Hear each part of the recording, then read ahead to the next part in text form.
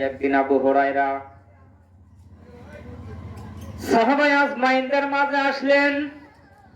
আসার পরে আবু হুরায়রা হঠাৎ করে আনন্দ করতেছেন, ফুর্তি করতেছেন। সাহাবায়ে আজমাইন জিজ্ঞেস করলেন, আবু হুরায়রা, তুমি তো অনেক নম্র ভদ্র মানুষ, তুমি কটু কথা পর্যন্ত বলো না, তুমি আনন্দ ফুর্তি পর্যন্ত করো না, কিন্তু বলো তো কেন আজকে হঠাৎ করে অবস্থার পরিবর্তন তোমার হয়েছে? ওই সময় আবু হুরায়রা বলছিলেন, নবীর সাহাবীরা, আমি এই মুহূর্তে নবীজির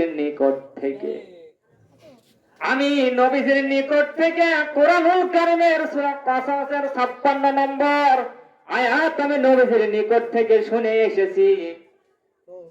বলে, তুমি কি শুনেছো? বলে, মহান আল্লাহ রাব্বুল আলামিন তিনি হেদায়েত তেনার হাতে রেখেছে। এমন কি বিশ্ব নবী মুহাম্মদুর রাসূলুল্লাহকে হেদায়েত দেন নাই? সাহাবায়ে আজমাইন জিজ্ঞাসা করলেন, আবু হুরায়রা, নবীজির হাতে দেন নাই, আল্লাহ তেনার নিজের হাতে রেখেছে, এই জায়গায় আনন্দের কি বিষয়? আনন্দের আবার কারণ কি? আবু হুরায়রা বলছিলেন, নবীর সাহাবীরা, আমি আনন্দ করছি এই জন্য যে যদি আল্লাহ নিজের হাতে না রেখে যদি তেনার বন্ধুর হাতে দিতেন, নবীজির হাতে দিতেন, তাইলে আমি আবু হুরায়রা কোনদিন মুসলমান হইতে পারতাম না। সাহাবায়ে আজমাইন বলছিলেন, কিন্তু কেন? নবীর সাহাবায়ে আজমাইন বলছিলেন ওই সময়ে, ও আবু হুরায়রা, তুমি বলো তো কেন তুমি আনন্দ করছো? আবু হুরায়রা ওই সময় বলছেন, নবীর সাহাবীরা শুনে নাও, যেহেতু আত্মীয়তার দিক থেকে আমি আবু হুরায়রা কিছুই হই না, নবীজির বংশের সম্পর্ক নবীজির সঙ্গে নেই, আবার রক্তের সম্পর্কেও আমি কেউ না, আবার আমি বন্ধুও না।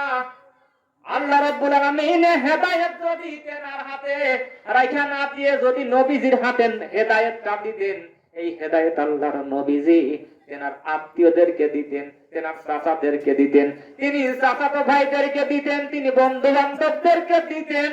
দেওয়ার পরে হেদায়েত শেষ। আমি আবু হুরায়রা যেহেতু বন্ধু বান্ধব হই না, আত্মীয় স্বজন হই না, নবীদের বংশের লোক নয়, এই জন্য আমি আবু হুরায়রা পর্যন্ত হেদায়েত আসতো না। ইন্নাকা লা তাহদি মান আহবাবতা ওয়ালাকিন্নাল্লাহা ইয়াহদি মান ইয়াশা।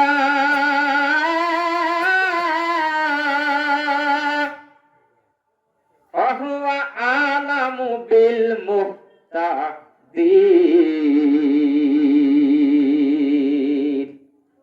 আল্লাহু আকবার। সূরা কাসাসের 56 নম্বর।